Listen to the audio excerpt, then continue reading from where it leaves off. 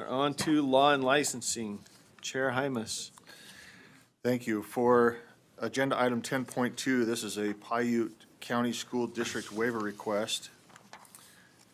The motion for the board is that the committee moves that the board approve Paiute County School District's request for a waiver as amended under R277-121.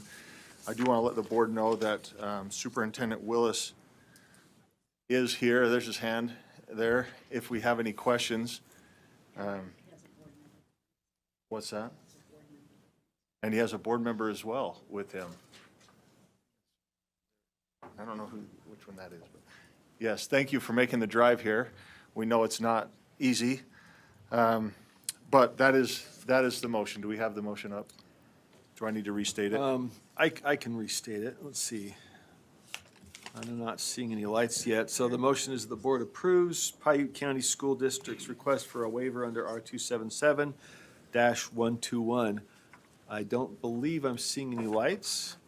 Member Bogus, is that for this one or was that from the prior? Well, if no one has any questions, I just wanted to compliment Superintendent Willis. I don't know if I interrogated the man, but I asked him a bunch of questions, and so I was super thankful for his response. And I would just speak to the motion.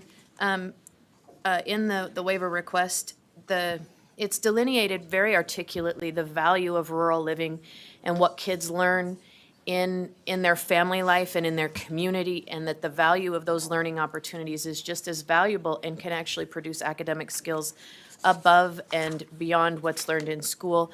And that they want to offer this opportunity for their community so that they can produce a niche and unique environment that's unique to the community itself. And so I just wanted to thank the superintendent and then speak in favor of the motion. Thank you very much. Chair, Chair. if I could, again, this is not an easy drive, and could we invite, or at least give the opportunity for Superintendent Willis or Board Member Dalton to share any thoughts that they might have? Would love to hear Just from you. briefly. You bet. And that was, while you're coming up, that was another thing that stood out in the request is the effort that it takes in some of these rural areas just to get to school, and the effort that can be saved by a waiver of the fifth day and focus on other educational activities. So thank you for joining us. So I guess I've shared this story like 1,000 times, and so I'll share it one more time just because I love to, and I hope you'll indulge me for just a minute and a half with this. One of the reasons that I love this the most is there was a Saturday in November that I took my 7-year-old little boy and we went to the turkey farms a mile from our house, and we got up way early in the morning, way earlier than a 7-year-old typically gets up, and we helped them unload these baby turkeys, like 7,000 or 70,000 baby turkeys in little crates of 100. And it was a super fun experience for him. When we got done, the owner of the farm gave my 7-year-old a $1 bill and said, "Don't let school get in the way of your education." And obviously, as a professional educator, you know, we don't love that statement, but there was a lot of truth in that. My son learned so much from that and like talked about it constantly for a while. And so there's just so many great educational experiences that we can't provide in the school building, and this gives us more opportunities to do those things as parents and even as educators with having that day. Thank you. And our board member, would you like to introduce yourself? And if you have additional comments, love to hear from you as well. It's already on. My name's Rick Dalton. I've been with the school board for some time in Paiute County and enjoy it very much. And we was on the 4-day school week years ago, and I was on the board back then, and it worked very well. We liked it, enjoyed it, and we appreciate all the help we get. Thank you. Thank you, and thanks for making the effort to join us. We have Member Straight, I think, has a question or comment. I'll pass. He'll pass. All right, back to Chair Hymas. I don't think anything further to conclude, or should we take a vote? I think we're good. I think we're there. Okay, go ahead.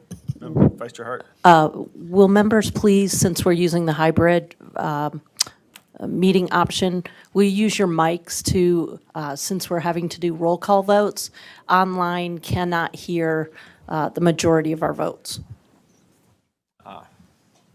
Okay.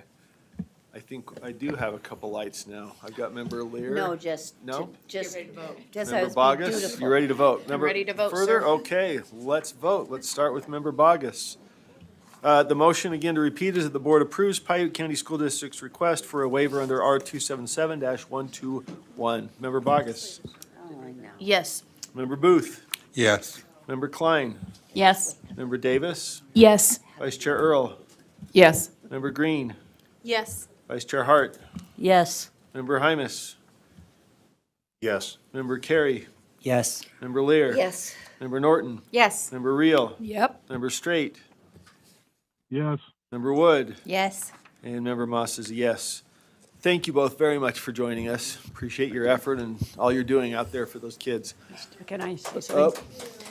If I could take a point of privilege, I just want to say that my family, they're all proud graduates of Paiute High School, and I didn't want to sway the vote one way or another with that fact, but Superintendent Willis and I come from the same small town, and just, I feel so blessed to have been educated in a small two-room schoolhouse in Antimony, Utah, and the kids that graduate from Paiute have been given amazing opportunities. So thanks for your leadership to both of you. thank you. All right, back to Chair Hymus. Okay, agenda item 10.3, Board Policy 1004 update. The motion for the board is that the committee moves that the board approve Board Policy 1004 Draft 1. Just for some clarification, there was some debate or some conversation surrounding this agenda item, this action item during committee. What is being proposed before the board today is simply removing the terms secretary and adding communications coordinator so that the communications coordinator can reach out to individuals who are nominated and notified of appointments. The debate that, or the conversation that is ongoing, and we'll hear some more in committee tomorrow and may come before the full board later on, is I don't know how much detail we want to get into it, Chair. If you want to do a high-level preview, sure, just, there- but we don't want to go too far off track. Right, Go right, for it. right. There was some discussion about who can attend what meetings as far as advisory groups or committees put together by the board. And there's also discussing, there was also discussion around who USBE staff reaches out to invite people to apply to be on those advisory groups. And so I know staff has been answering questions by committee members, and that discussion again is ongoing and will take place again tomorrow during committee. Thank you for the clarification. So that is not on this particular motion. It's merely the changes in 5 and 6, 3A, 5, 6, from Secretary to Communications Coordinator. Did you have a comment, or member? There we go. Okay, August and Klein. Member Klein? And then if we overlap, then I can talk. Could I ask, Chair, and this, maybe this is out of my reach, but in this, for the sake of conversation and time, I'm hoping that the questions are around the motion that's on the floor. Right, so we're, yeah, the motion is that we replace the word secretary with communications coordinator. That's the only thing that's germane to the current motion. Does that, did your comment speak to that? So that's the motion on the floor. Just two changes from Then I secretary to would communications move coordinator. to amend. Okay, well, let's hear the motion. We'll see if it's an amendment or a substitute or whether it's in order. But what would the motion be? Well, I would just add to what is there and to say, to strike 2D, which says a board member may not attend a meeting of a board advisory group unless otherwise specified by state or board policy, or So board that- policy by That the I advisory understand group. is what's in committee and not before the board yet. So is this correct, going to Chair come back Hymas? before us? That's correct. That should, yeah, we'll have a discussion tomorrow, and then that should come back. It'll be back here next It- month. it- I don't have a timeline, but the discussion is happening, to your point. Yeah. So whatever happens in committee and is brought to the board on that point would open up discussion on that point. This one Right. is just currently So we'll have- addressed to communications Yeah, coordinator. we'll have discussion tomorrow during committee, and at that point, if there is more direction for staff or a request to leadership, that it be brought to the full board or back to committee, whatever. But tomorrow is just an information item, a discussion. But the question and topic, the question that you've brought up is in discussion. Okay, so I just have one point of clarity or clarification.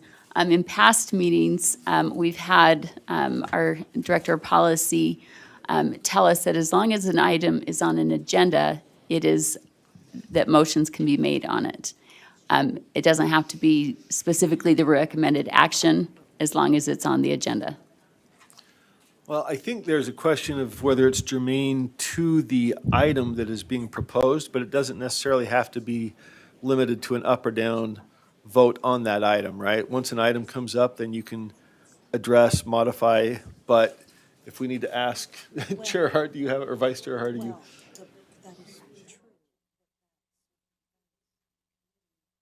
Right. So it's limited to addressing what came up from committee, but you can address, modify, amend that part that came from committee, right? Let me ask our parliamentarians here. Let me know if we're off think so. base here in limiting that part or reserving that part to the committee discussion. Can we, Well, let me just ask her for her. Do you want us to?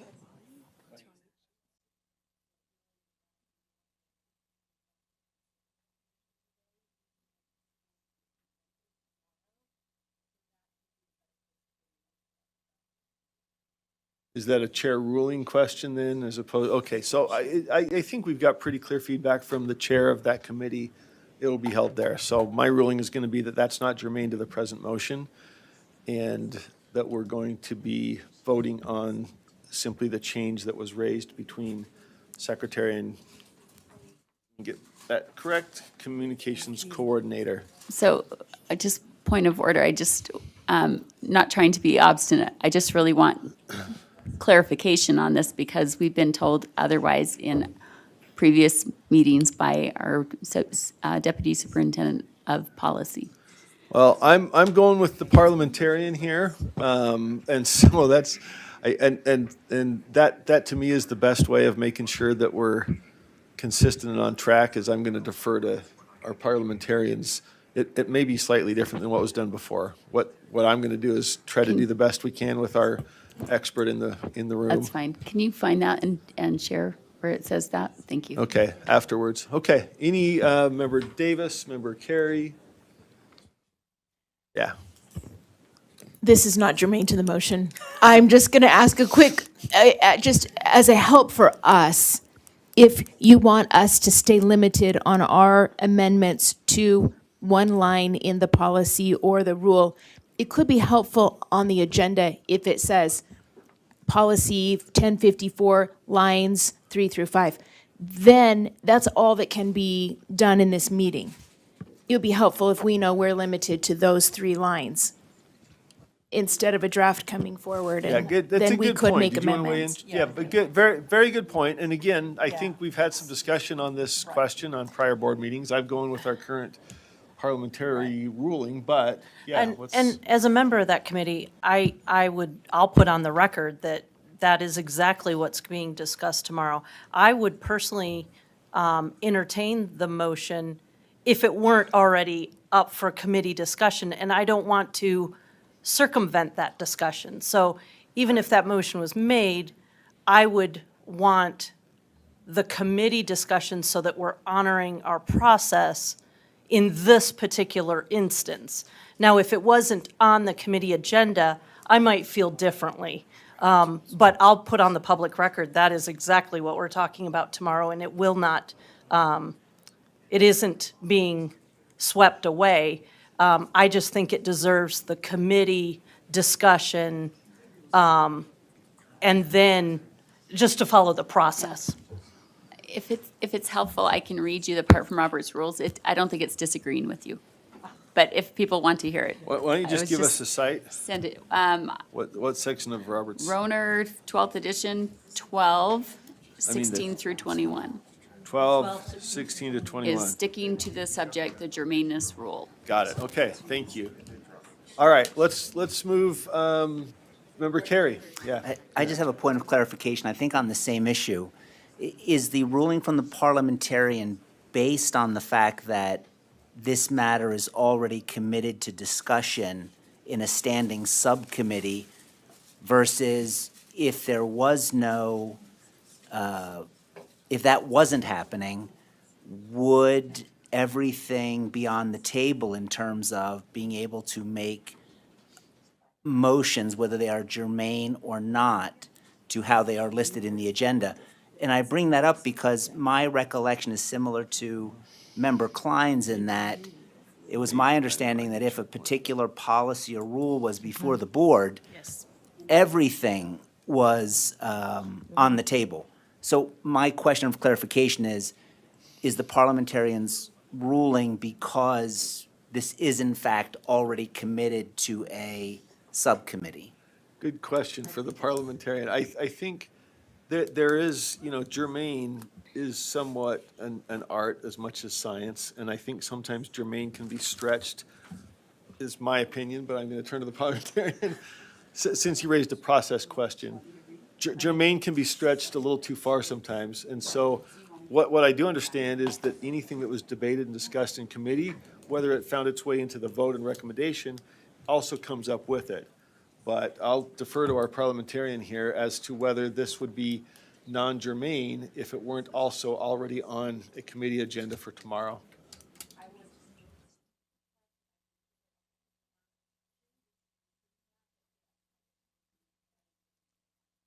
It was because it's in committee. So, well, we need to go double check on germaneness. I mean, germane means something. It doesn't mean anything and everything that's related to that subject is also germane.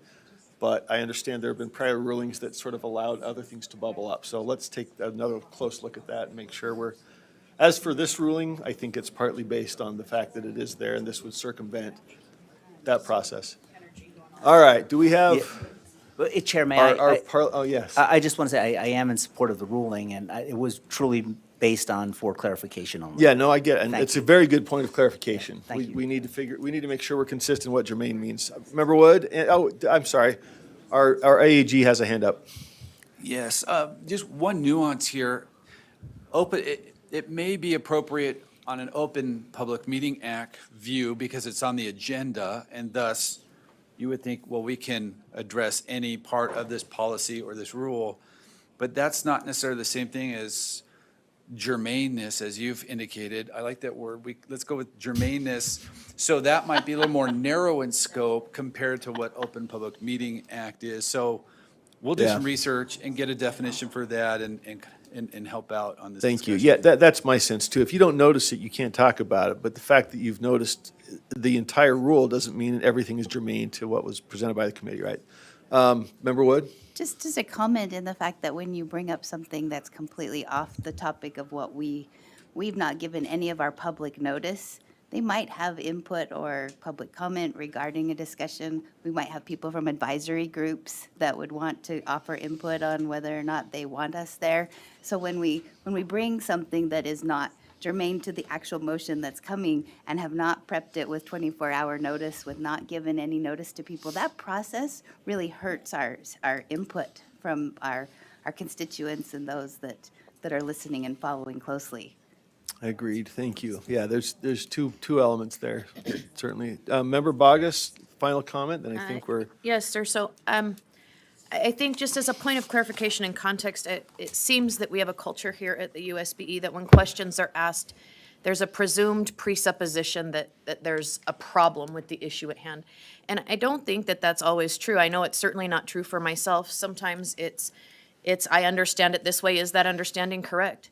I have no ill will toward anyone. I just want to make certain that I understand correctly.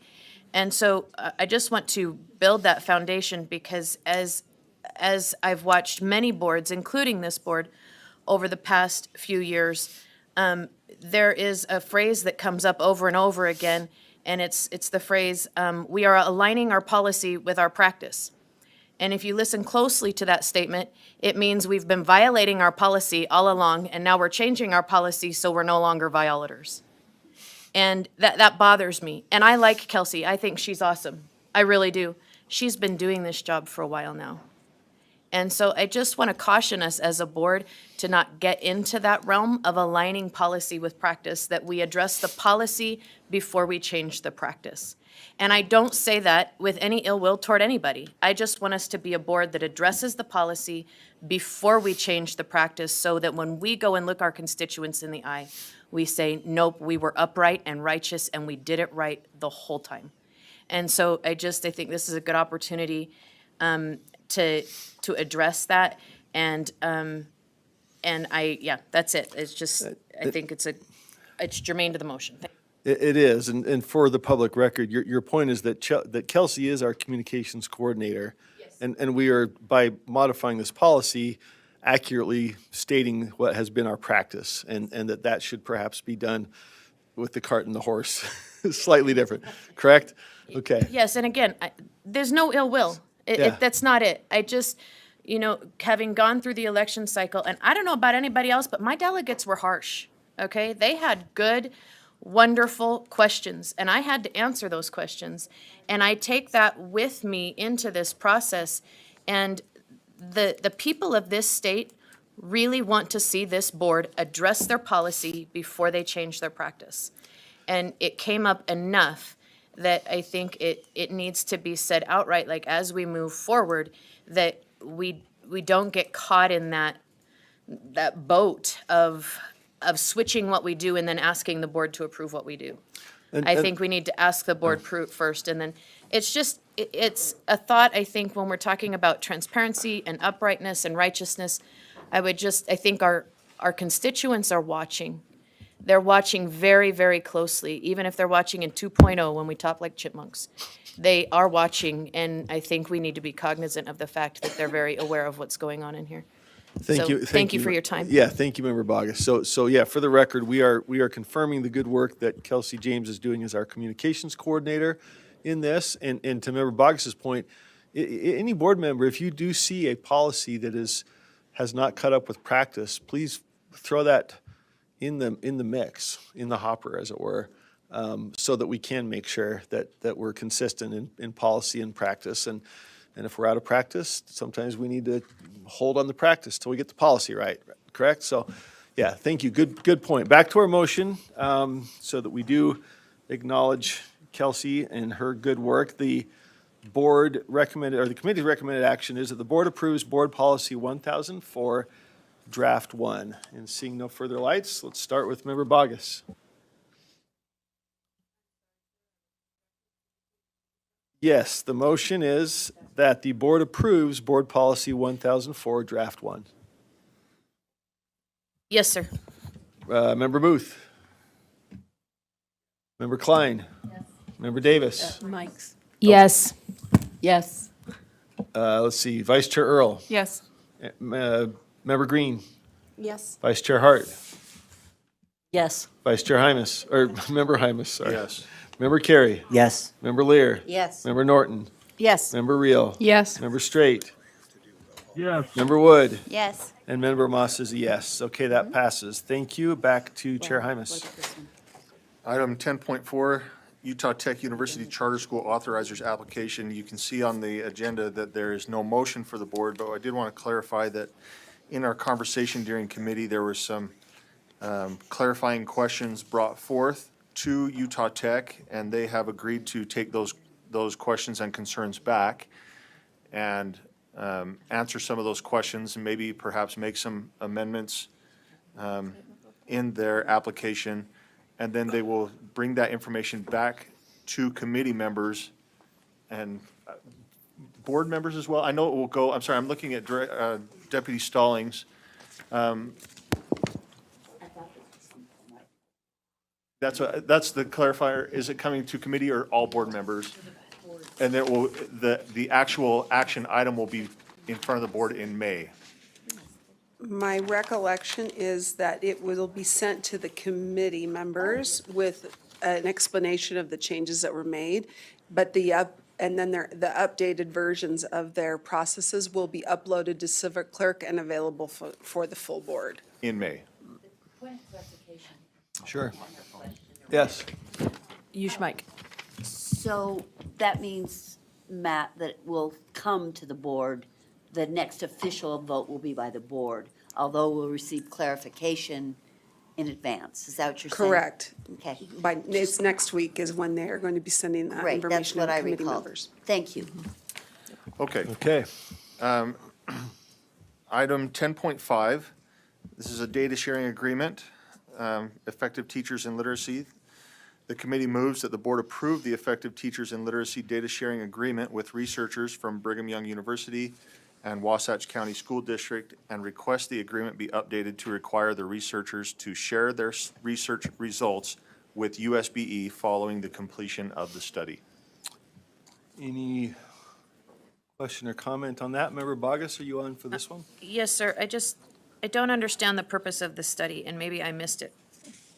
I read the documents, but that's actually in my notes. What is the purpose of the study? What information do they hope to glean and attain, and why? Oh, Chair Hyman, there is on the background a statement of the purpose, but I'll defer to Chair Hymas or staff. Sir, could you tell me which document that's in? I'm looking at the memo, the action item memo. There's the recommended action and then the background. And I can read the. But I'll defer to Chair I Hymas. can read the committee discussion, and we also have Director Chalice. Katie Oh, Chalice. I apologize then, sir. I just missed it. I don't have a question anymore. Thank you. Okay. That was easy.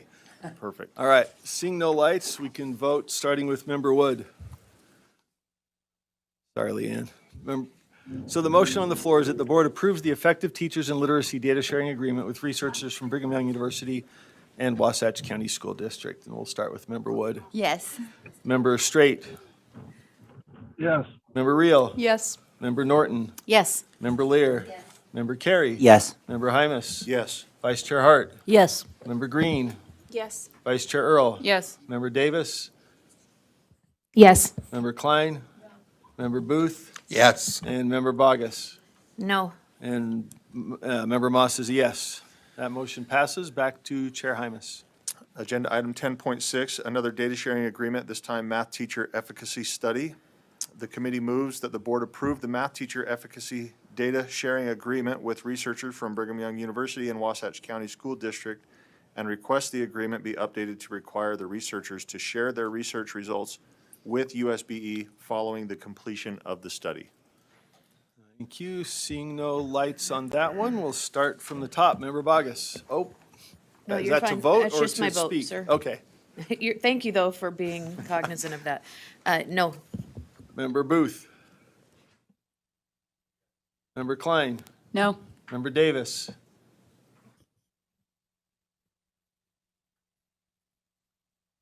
Yes. Vice Chair Earl. Yes. Member Green. Yes. Vice Chair Hart. Yes. Member Hymas. Yes. Member Carey. Yes. Member Lear. Yes. Member Norton. Yes. Member Reel. Yes. Member Straight. Yes. Member Wood. Yes. And Member Moss is a yes. That motion passes. Back to Chair Hymas. Agenda item 10.7. Thank you, Director Chalice. Thank you. Agenda item 10.7, LRBITA manual incorporated by reference into R277-609. The committee moves that the board approve the update to the LRBITA manual incorporated by reference into R277-609. Okay, any discussion of that motion? Member Klein, is that for this one? Yes. This is a whopping 295-page manual that to me is horrible from beginning to end. Not to be harsh on those that wrote it, but as far as it is not the role of schools, I believe, to be in this area of behavioral and mental health. And I've made that clear before. And the methods that are being used and universalized on all students, not just some, much often without any student having any without them being aware at all, or their parents, that these interventions are being implemented both in the academic and behavioral realm. And it's all, it's either positive behavioral interventions or it's multi-tier systems with targeted supports. To me, it's a carrot stick approach, and so that if it has the effect, or could have the effect, of kids only behaving if they're incentivized to behave. And if anybody has heard, or if you haven't heard of this book, I would highly recommend reading it. I'm sure I've mentioned it before, called Why Meadow Died. It's the story of the Parkland, Florida school shooting, and how it was the most preventable school shooting there was, simply because it was the result of policy failures from programs just like this, PBIS, MTSS, and the like. And it goes into great detail on how those actually play out, as well-intentioned as they are. And so I would vote no.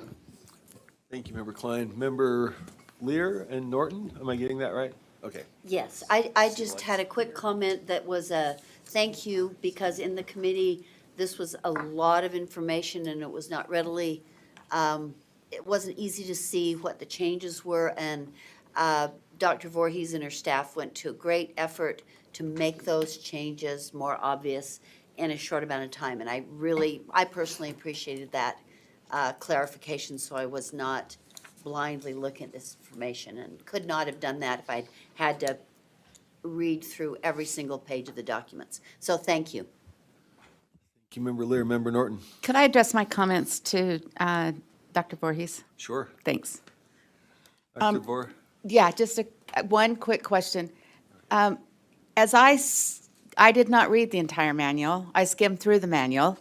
But as I did that, and my, my background, I am of the understanding that the purpose behind this training, these interventions, is more focused on de-escalation than anything else, and how to work safely with children, and work in when we have children that are having behavioral episodes, that we can make sure that we do so with dignity and integrity and safety, and in the least restrictive manner possible. Can you give me some insight on this particular manual? Chair? Dr. Voorhees, yes, please. Leah Thanks. Voorhees, Assistant Superintendent of Student Support. Yes, definitely. And that the manual does provide information and supports, research-based, evidence-based information about how to create a culture at a school that supports positive behavior, because when there is negative behavior happening in a school, the individual who is behaving inappropriately is not learning, and likely it is creating distraction for other students, and they're also not learning. So there are really two purposes, exactly like you stated, and then to support creating a culture that really allows students to be ready, prepared, able to benefit from instruction. Thank you. Member Hymas. Can I Chair just Hymas. speak just quickly? To Member Klein's point, this is not a perfect document. I think we're all in agreement with that. It's more of a living document, as we have to update this frequently, right? Frequently meaning sometimes years, sometimes other times. But to go and say that it's trash from front to back, I mean, I'd love to see something better. You know what I mean? Give me something. Give me something I can work with. This is what we're working with, and I think that our staff and committee members have taken what we have to do what's best by children and families in schools. And this is a couple of amendments that can hopefully improve situations. And so I support this motion. I support the work that has been done, and ongoing recommendations are welcome for me anyway, as a committee member. But to throw it out and say we're better without it, I think is a mistake. And to take all this 275-page document, 200 whatever plus document, and say that it's not worth keeping, I think can be damaging. So anyway, I just wanted to speak up and recognize that I think the committee staff, we all know that none of our documents are perfect, but we're working with them, and we're doing our best to make sure that we protect kids and create an environment where kids can learn. So, thank you. Thank you. Member Wood. I just wanted to make, I made this comment in committee, but I have a daughter who works with some children with highly behavioral issues. I mean, she comes home with bite marks, bruises, chairs through walls. And so I read through much of this document with her, and we talked about the things that she could use with some of these children that she's working with. And so I appreciate the work that's been done, seeing the other side of it from a person who is young and hasn't had all the training, but has had the sufficient training for what the state requires, but has not had the in-depth training of our special ed and those. I appreciate that there's a resource that I can share with her and give her more tools in her tool belt to help her work with these children. Thank you, Member Wood. I think we have Member Bogus and Member Straight. Is that, Yeah, well, unless he would like to go first. Okay. I think you're up. I thank you, Chair. So I approach things very differently, and I know that I'm unique in that regard, and you can all send your complaints to anonymous@whatever.com. I just approach this from a teacher point of view, and I'm going to draw an analogy for you. If one child in the room has diabetes and then we give everybody insulin, they're all having a low sugar attack. And then they all get anxious and they all whatever. And as I read this document, I'm very concerned by the assertions of universal interventions for kids without problems. Our children are unique. As a whole, as I look at it, I view it, and whether it was intended to be or not, I view it as very deficit-based. And I try to come into the classroom with my students and I say, what do they have that's great? What am I going to tap into today that's going to take them to the next level? And to me, this document leads the teachers in a direction that's it's a deficit mindset. It's a deficit-based thing. And I also just really feel like we're in a place where we are maybe perhaps as a board ignoring, and I'm going to quote one of the Access applicants. In her application, she said that she often sees the board ignore how policies work when they make their way through the bureaucratic process and into the classroom. That when it starts here, by the time it gets here, it's completely destroyed. And so while it might be well-intended, while it might be a lot of things, I have seen these practices go so wrong in real time that I can't in good conscience offer a yes vote for this document. But Matt, to your point, I would love to sit down and talk about it. Thank you. Thank you, Member Bogus. I think we had Member Straight. Yes, I'm absolutely in support of this document. All the schools I've been around have tiered responses. The only thing that every student is a part of is tier 1. And then as you work up, each child's needs are met at the proper tier level, and teachers need the tools. Teachers need the tools. That's number one. We have got to give teachers the tools to do that. This document is part of that. Thank you. Thank you, Member Straight. Member Hart, or am I skipping? Member Earl, Vice Chair Earl. Yeah, so I just have a question. In putting together this document or updating it, was it only from, in other words, were practitioners involved in this, teachers in classrooms, or was it just more of a theoretical viewpoint used to update these? I'm just curious. Is that okay if I ask a question? Of course. Is Should I that to respond, Dr. Chair? Voorhees? Yes, and if you look in backup, we actually included a whole list of everyone who contributed, which is more than a page long. And we received lots of feedback. We sent this out for feedback. We received feedback from individuals in the classroom. We received feedback from parents. We received feedback from superintendents and charter directors. And we had more than 30 individuals contribute, actually working on the document. Okay. So short Thank you. answer, yes. Okay, that's just what I want to know. Thank you. Vice Chair Hart. Yeah, so I use this document. I use this document regularly as a practitioner in IEP meetings, in meetings with teachers, and meetings with parents.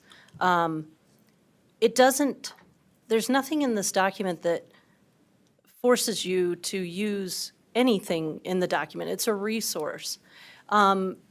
Student behavior is one of, if not the biggest issue we are facing in schools right now. And the behavior is, in a lot of cases, scary.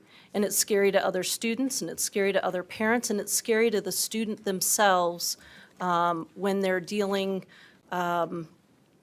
with situations they've got themselves in, just like any child does. And we need to be very careful, and we need to do right by the student, by the other students in the classroom, and right by IDEA and the laws that are put forth both in the state and federally. It is a resource. It is an extremely valuable resource. I recently was packing up an office and moving to another office, and I took my old manual. I made sure it was in a box because it is a trusted resource for working with situations appropriately. I know we all wish that we didn't need this document. That is a reality. We all wish that we didn't face these types of situations in schools, but we do, and we have a professional obligation to use an informed approach in solving these problems for every individual involved, from the students to the teachers to the parents. So thank you for updating this document. It's not an easy task. I understand the feelings of wishing that the document didn't need to exist, but unfortunately it does, because as humans, as little humans, those children, many children experience situations that are very complex, that teachers don't deal with every day, and but still feel an enormous professional obligation to deal with them properly, safely, and using a de-escalation model. So thank you for updating the document. I fully support not only the changes being made, but the document itself. Okay, I have Member Klein's light on. Was that left on, or did you have another? I have a couple questions, sir, I'm if sorry. that's acceptable. Yep, of course. So, Oh, we got and- Brent. Okay, then we're going back to Member Straight.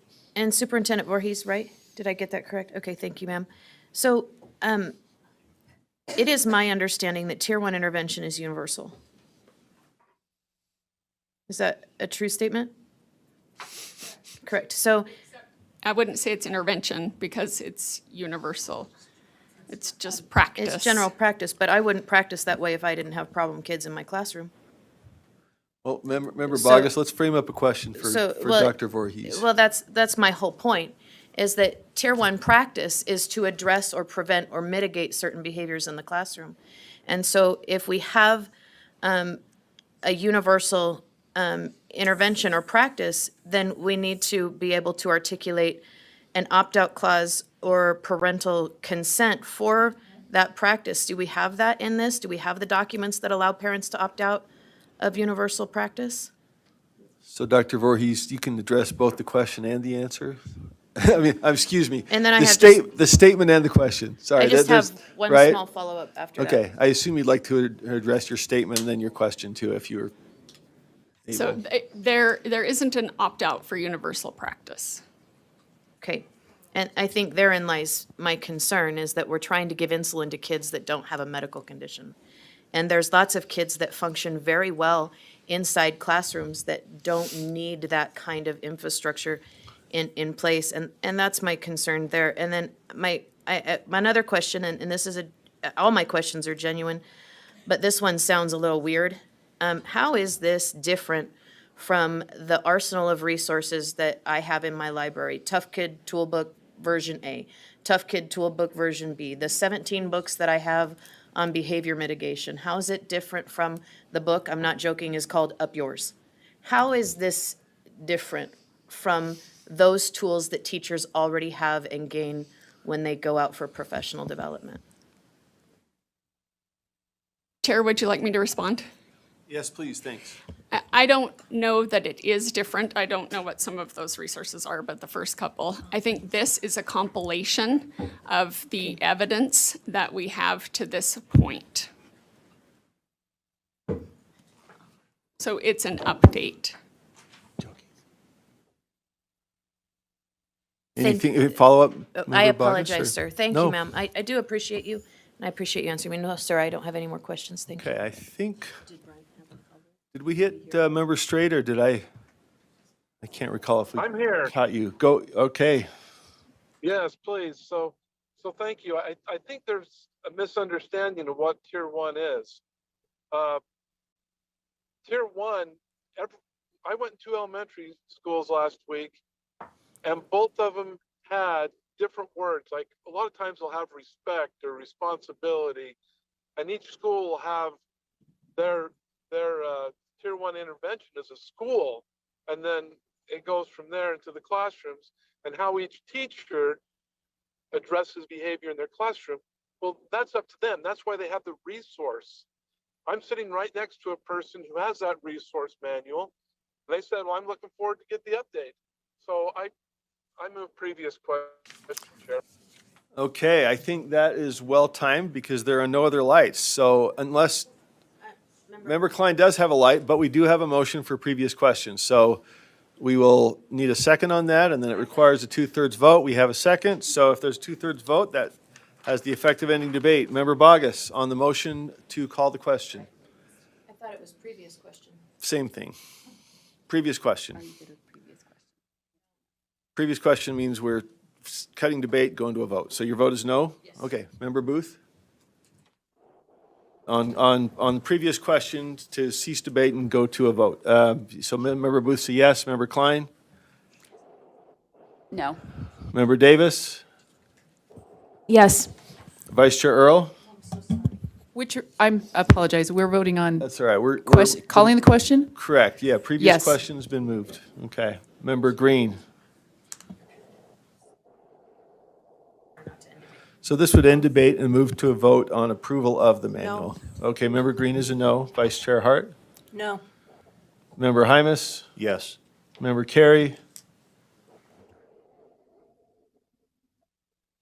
Yeah, I'm just, no. Member Lear? Yes. Member Norton? Yes. Member Reel? Yes. Member Straight? Yes. Member Wood? Yes. Member Moss is a no. What does that give us? 9, so that fails by 1. I think we needed 10, or did I get the vote count wrong? It's a 2/3 vote to, right. So we had 9 and we needed 10, I believe. So Natalie has a comment. So let me just make sure I'm getting this right.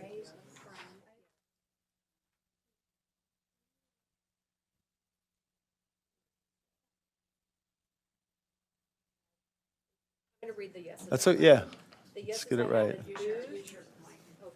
So speak up if she gets your vote wrong, as she reads these through. For yeses, I have Booth, Davis, Earl, Hymus, Lear, Norton, Reel, Straight, Wood. Who's a no? Okay, that motion fails. We go back to Member Klein for further comment or question. Okay, well, first off, I just want to comment that in the 295 pages, there are charts that specifically call it Tier 1 intervention. And so we keep hearing that it's not an intervention, but it says it right in the charts in the manual. So we're trying not to call it an intervention because that implies that it's some kind of treatment that the child is being, or experiment being done on the child that they may or may not be aware of. So just want to put that to rest. Also, I do have, let me make this statement first and then I'll ask my question. This is a quote from Tom Lovelace, an expert on student achievement, testing, education policy, and K-12 school reform. He wrote, "The probability of success shrinks as the number of decision points increases. For a policy with a 95% probability of clearing a single decision point, it takes 14 decision points for the odds to drop below 50%, making failure more likely than success." And so when we get into these huge manuals with so much granular detail to make such a complicated program for behavior modification using interventions, sometimes clinical in nature, without parent consent and on all children, we're putting ourselves in a really strange area and so much room for failure, the possibility of failures to take place. So again, students can't opt out.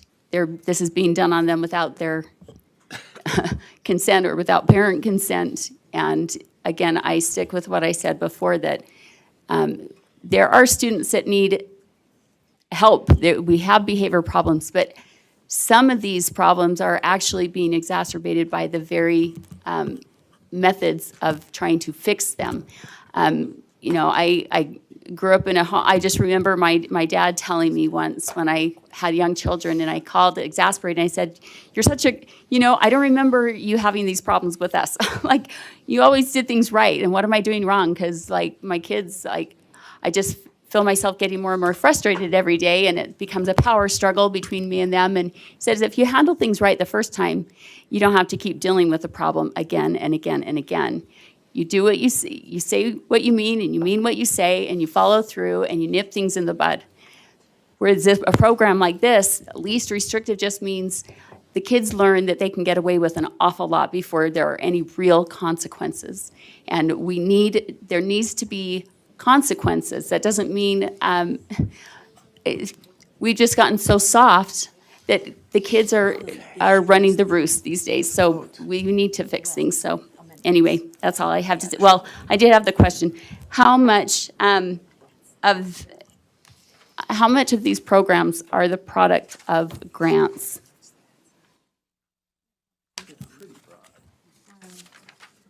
So Dr. Voorhees, and then let's get to Member Green, and then hopefully we're ready to vote. So the Individuals with Disabilities Education Act requires that interacting with students with disabilities occurs with the least restrictive, not just environment, but behavior interventions related to both. So there would be a grant related to the IDEA. The federal funding that we receive for IDEA is technically a grant. Otherwise, there aren't any grants. Thank you, Dr. Voorhees. Member Green?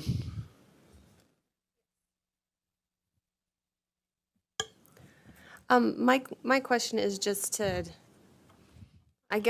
share a personal observation from a local LEA and how, okay, Reader's Digest version. What happened is they as an admin had come in and they had taken away the discipline for all of the classrooms. So they kind of mandated that the discipline was kind of extracted out of the classroom.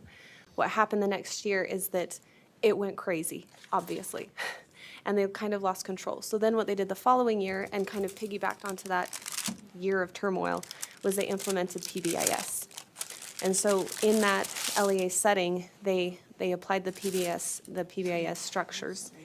From that, they've developed everything that I think we would see as the best practices that they're applying around this area of behavioral.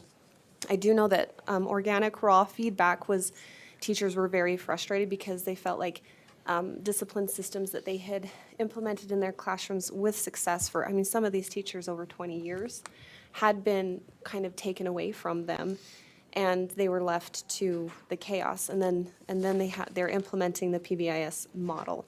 So we're about 5 years out from that. It's been very interesting to see. Unfortunately, at the worst of the feedback is that the school had kind of turned into an insane asylum, and it was very difficult because artwork couldn't be put out in the hallways, and I don't know this, and this could just be how are we training our admin, how are we implementing these programs. Again, this is just a very raw, firsthand, witnessing of things that had gone on there.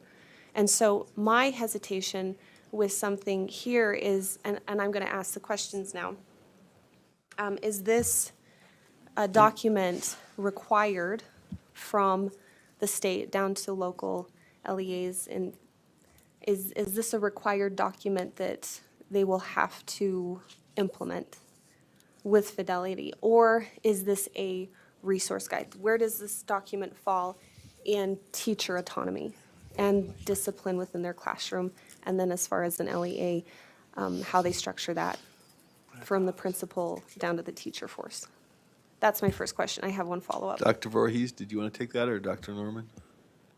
And if you could, I do want to try to focus us on the motion, which is the amendments, and I think some of these go to the whole manual. But if you have insight on what's being proposed in the way of amendment that addresses the question, that would be especially helpful and germane. Yes, thank you, Chair.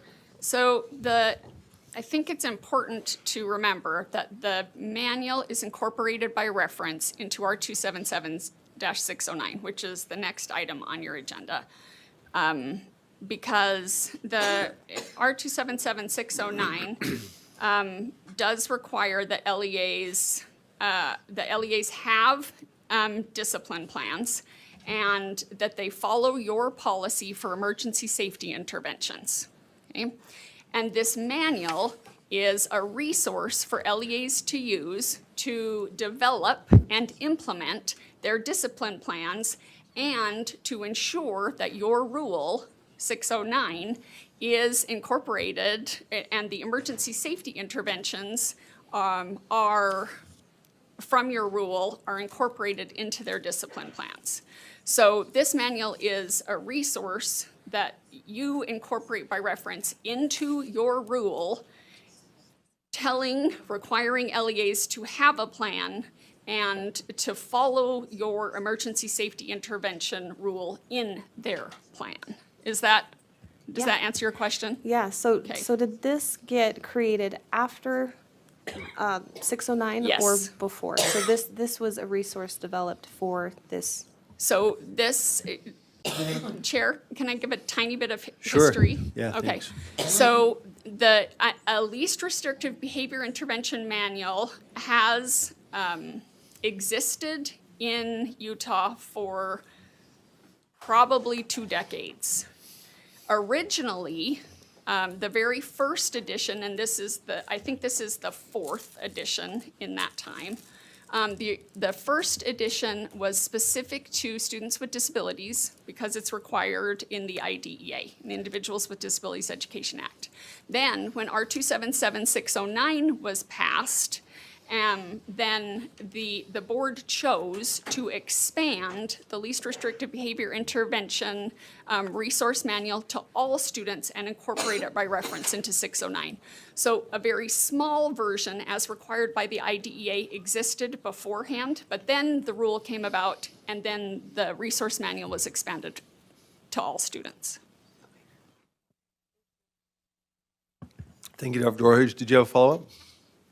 Does this document require specific training that will be distributed from the state to local districts into local schools? So training is required related to the IDEA.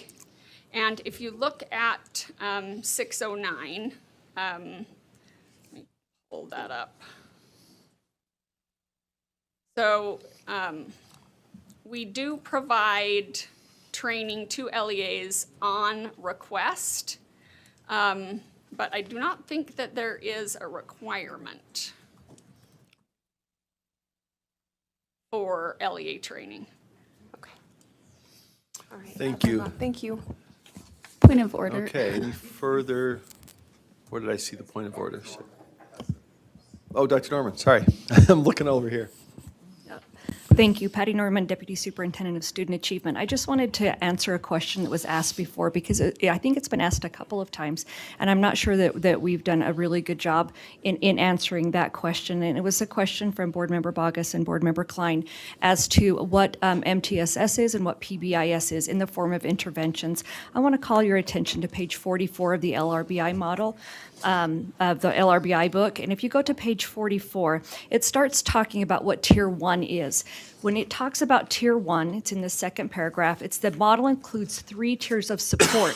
If you notice Tier 1, when it references universal supports, it's about high-quality teaching. Not until it gets to Tiers 2 and 3 does it mention the word intervention, because at that point it becomes an intervention. Tier 1 is the high-quality instruction that is done for every student that's within there, and classroom and good classroom management practices. So the word intervention is not used when it's that universal thing that's happening with every student. If you scroll down and go to page 46 in the LRBI module, it's actually the same thing happens with PBIS. That first tier of support within PBIS then talks about, let me get it there as well.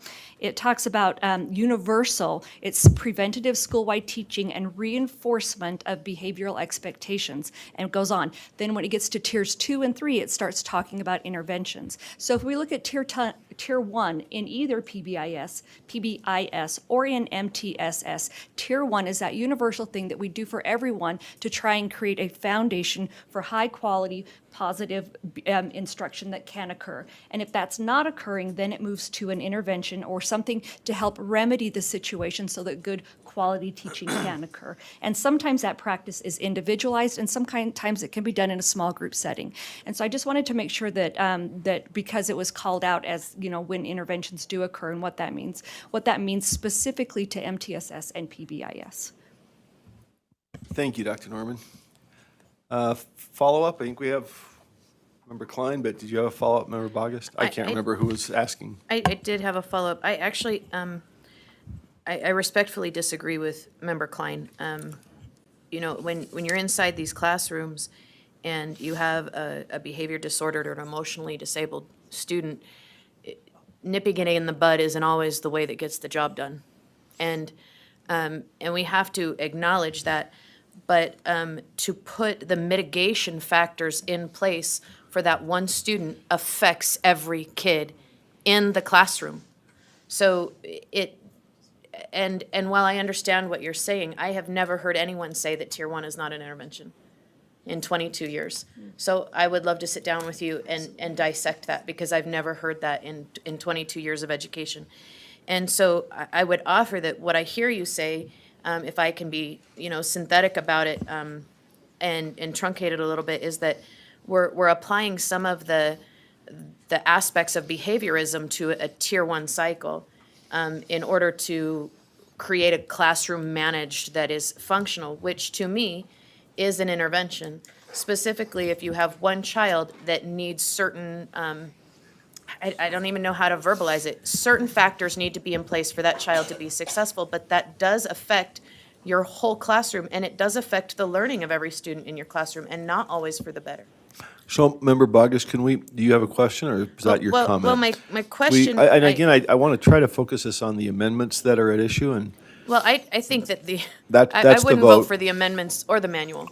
Okay, it's only the amendments that are at issue Yeah. this afternoon, and there are quite a few of them, but Yeah. if we could focus our attention and questions to get us to a vote. Well, I guess that then what I would come back to is that our rules have the force of law. So to imply that this isn't required, I think is not quite fair and sporting. And so I just want to have clarity around those things. You know, I don't know that your answer will change my vote on this issue. I just would love to have clarity for myself. And when I have to answer, because people call me every month, why did you vote this way? And when I have to answer for this vote, I want to be able to articulate very clearly why I voted the way I did. Thank you, ma'am. Okay, we've got Member Davis. Yeah, Google font of all knowledge. I just think the answer is yes and yes. It says Tier 1 is considered the key component of tiered instruction, is where all students receive instruction within an evidence-based, scientifically researched core program, which includes standards, assessment, core instruction and intervention. So just for anybody out there listening, so we don't create any confusion, the answer is yes, both are included in that Tier 1.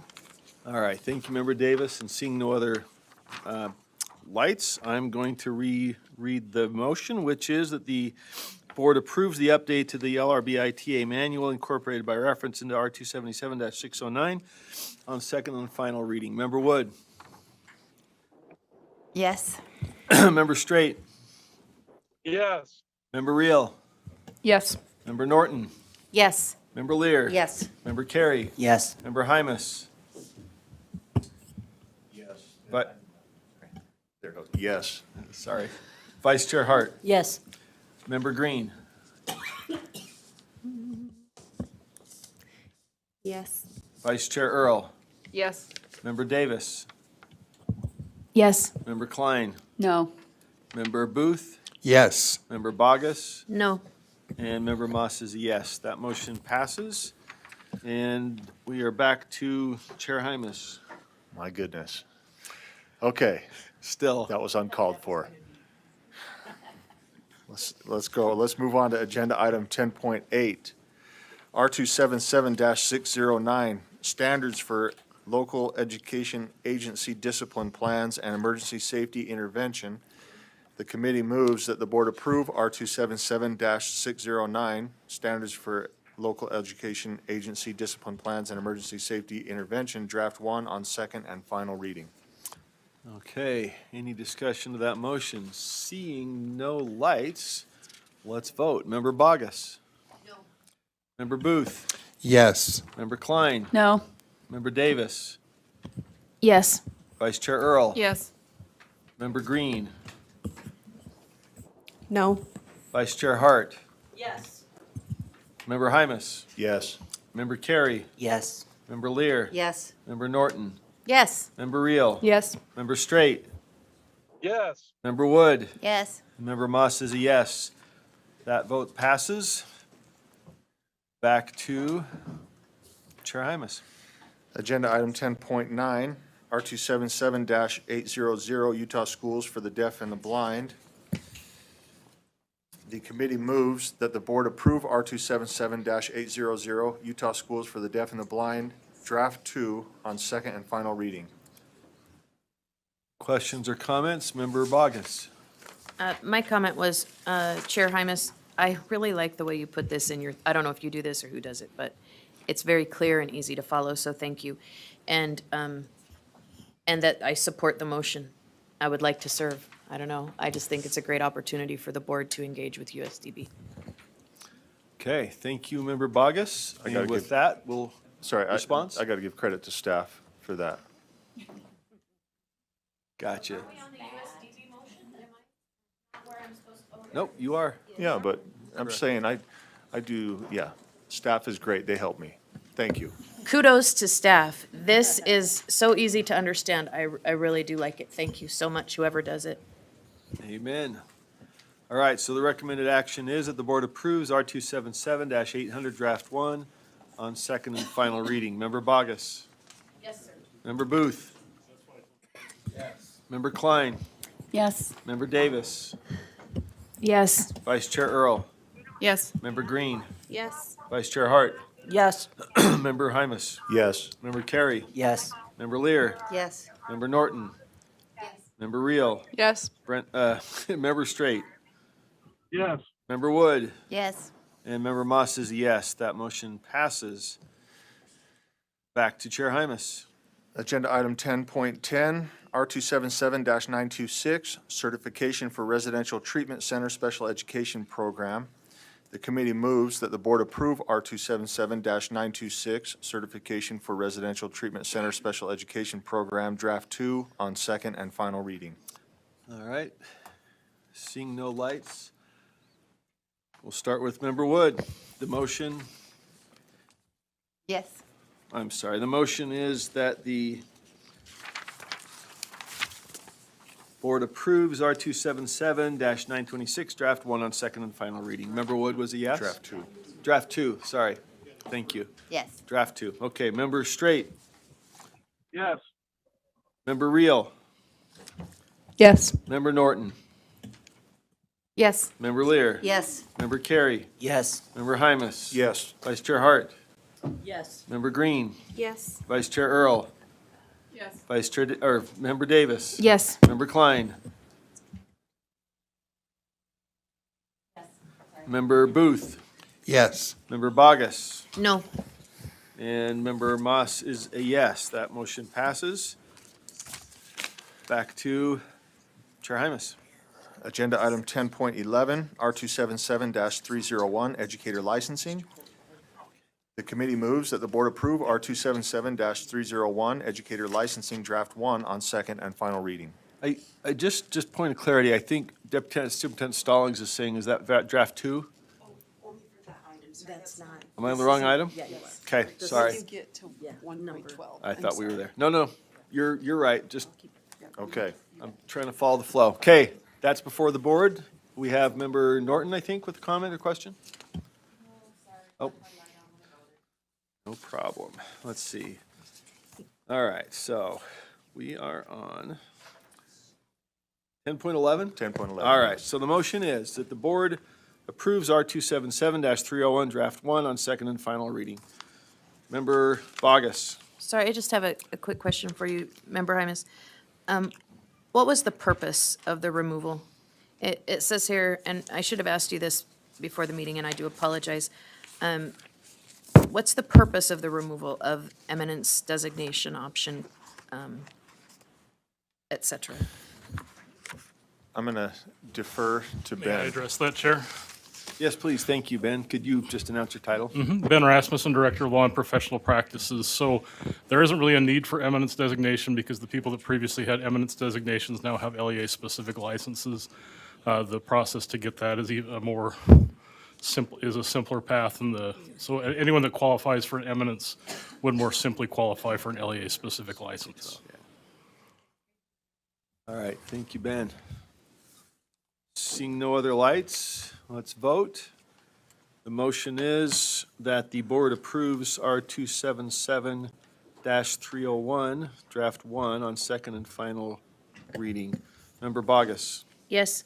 Member Booth. Yes. Member Klein. Yes. Member Davis.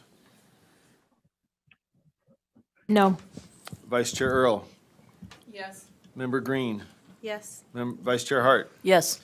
Member Hymas. Yes. Member Carey. I was a yes until Board Member Davis said no, and now I'm not. Now I'm like, what's happening? It's because I should have asked a question about something and I didn't. I'm sorry, my fault. Okay. It's probably well, fine. We're Then midstream. so I'm a you're- yes, Okay, then. Member Carey's a yes. Member Lear. Yes. Member Norton. Yes. Member Reel. Yes. Member Straight. Yes. Member Wood. Yes. And Member Moss is a yes. Back to, and still, the heavyweight. We're almost done. Agenda item 10.12, R277-312, online educator licensure. The committee moves that the board approves R277-312, online educator licensure, draft 2 on second and final reading. Okay, board members, comment or question on that motion? Member Bogus. So just as a point of clarification, is this in addition to a standard educator license? I don't believe so, but I just want to make Dr. certain I Height is going to answer understand, that. so that when I articulate, I am correct. Dr. Height, welcome. Thank you. Dr. Malia Hyatt, Executive Coordinator of Licensing.